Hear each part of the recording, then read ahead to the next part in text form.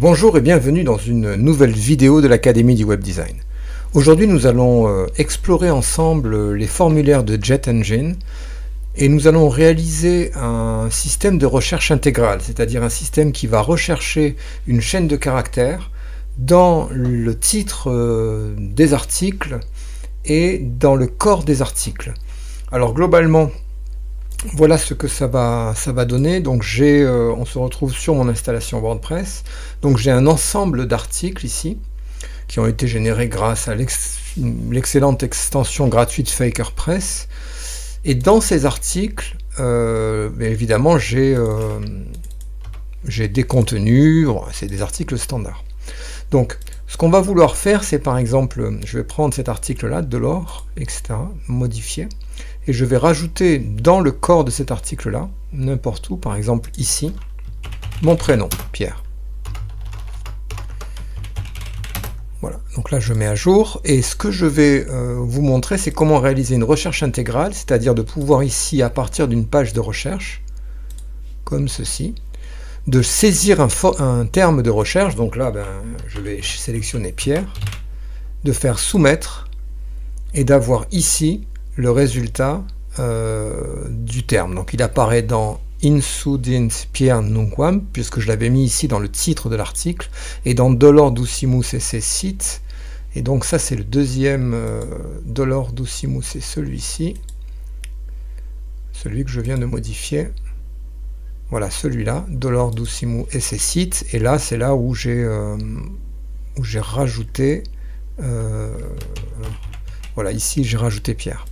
Donc c'est ce que nous allons réaliser ensemble. Donc c'est parti dans cette nouvelle vidéo consacrée à JetEngine, CrocoBlock et aux utilisations avancées de WordPress. Donc la première étape, c'est la construction du formulaire.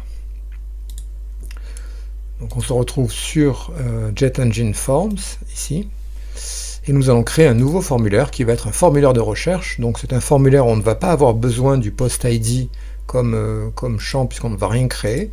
Je vais appeler ce formulaire Search Form, voilà, avec un camel case, Search Form, et je vais rajouter un champ, ici. Ce champ va être de type texte, va s'appeler Search Field, voilà, entrez le terme recherché. Je mets à jour et je fais passer ça au-dessus du bouton Submit, où on va le traduire par envoyer. Voilà. Donc là je publie, alors il faudrait traduire aussi les messages, mais bon là je vais simplement faire ça. Ensuite je vais rajouter donc après la soumission une action.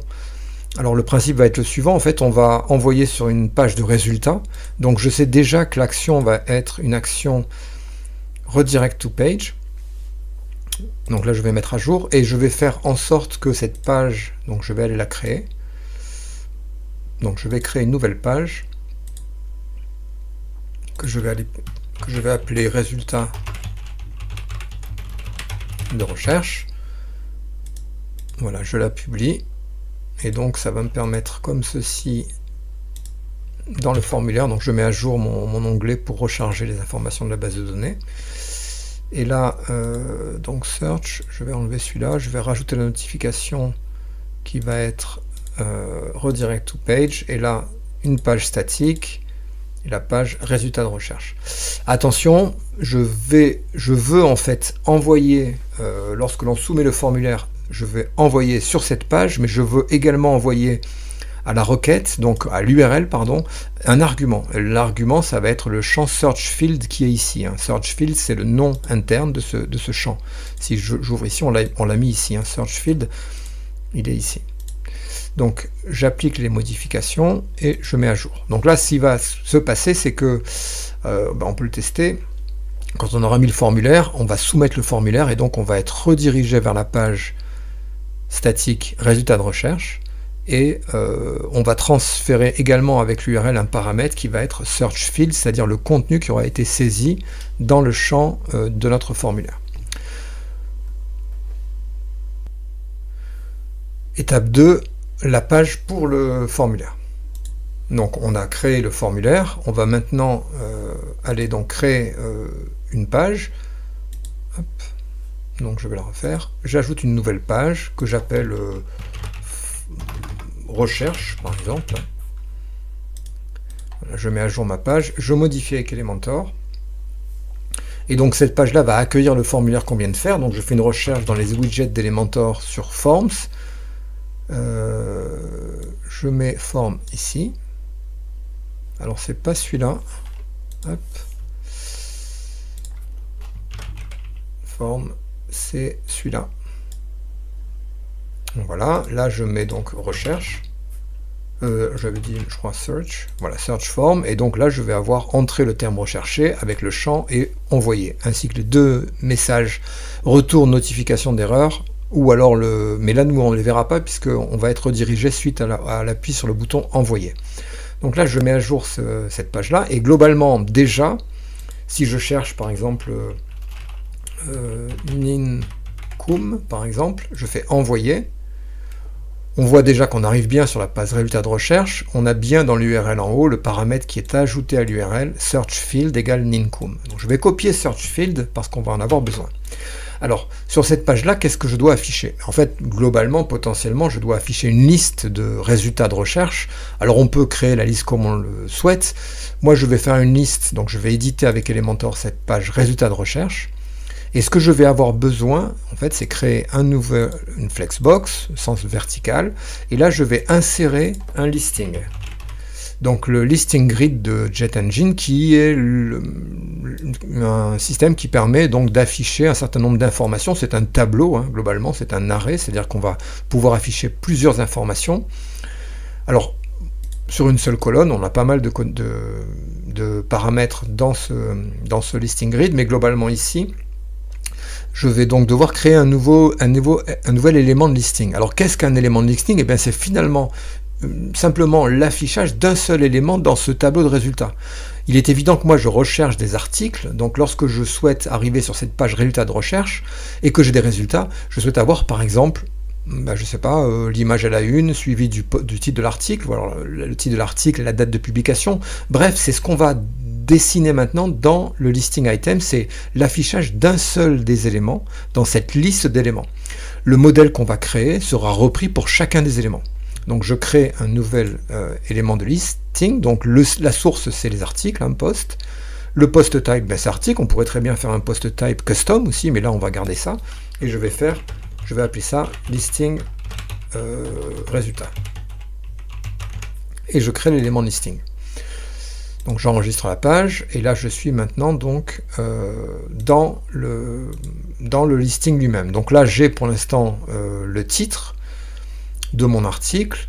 Je pourrais mettre autre chose, hein. Je pourrais dupliquer par exemple et avoir au-dessous la date par exemple de publication. Ça c'est possible.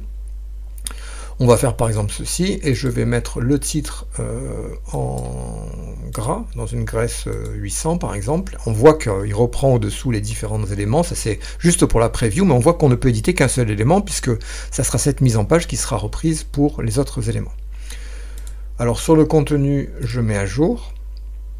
Voilà, donc là je reviens en arrière, et donc j'ai créé un listing qui m'affiche, alors pour l'instant, des éléments qu'il trouve, hein. J'ai créé une vingtaine d'articles. Maintenant il va falloir câbler tout ça pour que le comportement soit dynamique.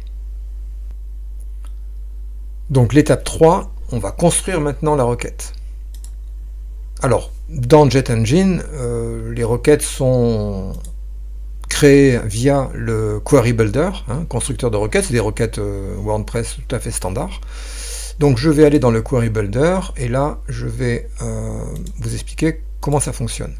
Donc je vais créer une nouvelle requête, ici, et cette requête-là va avoir pour but finalement d'intercepter la variable qui est envoyée avec l'URL lorsqu'on arrive sur la page des résultats de recherche, et va utiliser cette variable comme variable de recherche, c'est-à-dire qu'elle va chercher tous les endroits où le terme apparaît, dans les titres des articles, dans les contenus, partout. Alors c'est ce qu'on va faire maintenant, donc je vais donner un nom à ma requête, donc je vais appeler cette requête Full Search Query, hein, requête de recherche en texte intégral. Elle va rechercher dans les articles, hein, mais je pourrais rechercher ailleurs, mais je vais chercher dans les articles. Ensuite, le post type, ça va être les articles. Les statuts d'articles, je vais chercher dans tous les articles qui sont publiés. Et dans ici, j'ai un search keyword, donc en fait dans les paramètres généraux de la requête article, j'ai la possibilité de rechercher. Par exemple, si je rentre ici, par exemple Pierre, eh bien la requête va me retourner tous les endroits, tous les articles, pardon, qui contiennent soit dans le titre, soit dans le contenu, mon prénom. Alors si j'active ici la prévisualisation des résultats, on voit qu'on n'a aucun résultat. Si je changeais à Nunc, je ne sais pas s'il y a Nunc, non, non plus. Alors il faut que je regarde qu'est-ce que j'ai comme dans les articles, quitter. Donc je vais aller dans les articles, je vais prendre par exemple Culpa, celui-ci, hop. Donc là si je fais Culpa, vous voyez que ça me renvoie 17 articles qui contiennent le terme culpa, soit dans le titre, soit dans le contenu. Donc ça fonctionne très bien. Le seul problème que j'ai, c'est que moi je ne veux pas mettre un texte fixe, statique. Ce que je veux, c'est utiliser une requête dynamique, c'est-à-dire prendre, lorsque l'on arrive sur la page des résultats de recherche, prendre la valeur qu'il y a dans l'URL. Alors, qu'est-ce qu'on a comme élément? On sait que cette variable, dans les formulaires, ici, search form, elle s'appelle search field, hein, puisque c'est ce qu'on retransite, c'est ce qu'on renvoie à la page search field ici. Donc je vais copier ce texte, ce terme-là, search field. Voilà. Je vais aller dans le constructeur de requête, et là, dans la recherche du mot, au lieu d'aller mettre une valeur statique, je vais cliquer sur la base de données à côté, et là-dedans, je vais aller scroller jusqu'à obtenir query variable. Donc ça, c'est la variable de requête, hein, celle qui est envoyée dans l'URL, et le nom de la variable, eh bien, je vais simplement mettre dedans search field, et je vais faire appliquer. Alors, j'ajoute la requête, voilà. Je peux tester ici. Alors si je prends par exemple culpa ici, je pourrais le tester en rentrant ici, alors c'est search field, hein, ici, la requête c'est search field, donc si je fais search field égale culpa, voilà, on voit qu'on a bien des résultats, hein, puisque si je faisais par exemple culpa 1, voilà, alors bon, après c'est des recherches voilà, comme ceci, là il le trouve aussi, puisque il faudrait mettre des termes avant, par exemple un hyphen pour ne pas sortir à la fois les résultats qui sont juste la recherche, ou les résultats qui contiennent les termes de la recherche, et plus éventuellement d'autres termes. Mais là, ici, ça fonctionne. Donc, je mets à jour voilà, ici, je mets à jour ma requête. Elle est bien connectée sur Query Variable. Donc maintenant, on va pouvoir passer à la dernière phase. Donc, étape 4, on va connecter la requête et le listing. Donc, on a un formulaire qui est fait, une page où nous avons un formulaire, on a créé une page des résultats de recherche, on a créé un listing, maintenant on va connecter la requête au listing. Alors, on retourne sur la page donc qu'on a ici, hein, dans les résultats de recherche, on va la modifier avec Elementor, et dans cette page résultats de recherche, ici, on va cliquer sur le listing, et on va, après l'onglet général, on a l'onglet Custom Query. Donc, dans Custom Query, on va activer Custom Query, et on va chercher la requête qu'on vient de créer, Full Search Query. Voilà, donc là, en faisant comme ceci, on intercepte la requête d'articles, de termes ou quoi, pour la renvoyer, en fait, pour y connecter la recherche qu'on a créée nous-mêmes avec le constructeur de recherche. Le constructeur de requête, pardon. Donc là, je mets à jour ma page, et maintenant, ben, je vais tester. Donc je vais quitter, aller dans la page résultats de recherche. Alors, on va juste voir à quoi elle ressemble. Voilà, elle ressemble à ça. Alors je pourrais très bien aller un tout petit peu plus loin et rajouter avant le listing ici, mettre par exemple, on va donc, je vais masquer le titre. Voilà, ici on va mettre votre recherche, et au-dessous on va mettre un champ dynamique qui va venir, si vous voulez, afficher le terme qui a été recherché. Donc on ne va pas comme source prendre un post ou un terme, on va prendre la variable query, et là c'est search field. Comme ça, ça va mettre votre recherche, et au-dessous il y aura le terme recherché.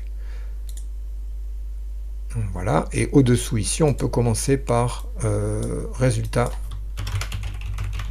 de recherche. Voilà, comme ceci. Et je mets à jour. Alors, je reviens sur mon tableau de bord. Ensuite, je reviens sur la page où j'ai mis le formulaire, donc la recherche, voir. Donc, terme recherché, Pierre, envoyé. Donc, votre recherche, Pierre, résultat de recherche. On a pour l'instant pas mal de résultats qui sortent. Donc, on va aller voir si dans la requête, elle a bien été enregistrée. Donc, Query Builder, Full Search, Post Type, Article, Query Variable, donc c'est Search Field. Alors attention, j'ai l'impression qu'il y a voilà, il y avait un espace avant le terme. Donc je reviens dans les résultats. Hop. Donc je rentre la valeur. Et là, donc, il n'y a aucune donnée de trouver, puisque j'ai pas mis Pierre dans les articles. Alors, pour voir si ça fonctionne, alors vous voyez le No Data Found, on peut le modifier directement sur la page des résultats de recherche, puisque dans le listing ici, on a, si jamais on ne trouve rien du tout, on n'a aucun résultat. Voilà. On peut faire un lazy loading, c'est-à-dire afficher aussi au fur et à mesure. Enfin, on a pas mal de paramètres là-dedans qui permettent vraiment de faire beaucoup de choses. Donc je reviens sur la page, hop, je relance, je cherche Pierre, j'envoie. Donc maintenant on n'a bien aucun résultat. Et si je vais donc à côté dans un article, tous les articles, et je veux prendre un article ici, par exemple celui-là, Hyundai East, modifié, et je vais mettre quelque part dans le contenu, ici par exemple, Pierre, mettre à jour. Voilà, je reviens en arrière, je recharge mon onglet, je fais une recherche sur Pierre, envoyer, et là on a bien Hyundai East Hood Voluptia Labornium, etc. On a bien retrouvé. Alors il faudrait mettre aussi l'image à la une, hein, et un lien évidemment dessus. Alors pour mettre le lien sur ce résultat-là, c'est simple, il suffit d'éditer le listing, hein, et pas la page, mais le listing lui-même. Et dans le texte dynamique ici, on va avoir custom. Alors il y a plusieurs moyens pour le faire. On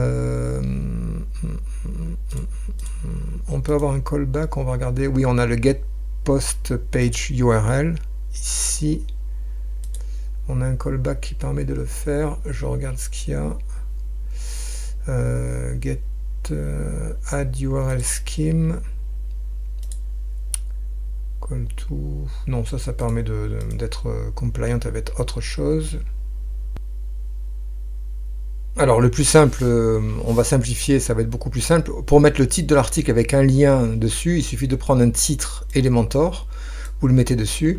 Là vous allez dans la balise dynamique d'Elementor Pro, vous sélectionnez Post Title, donc là ça va renseigner le nom du post, et sur le lien, vous allez dans la balise dynamique et vous prenez Post URL. Ça c'est ce qui est le plus simple, sinon il faut passer par des macros avec JetEngine, donc c'est beaucoup plus simple de faire comme ceci. Maintenant j'ai donc listing résultat. Ici, alors attention, le post URL, ici post title, ça c'est bon, et le post URL ici.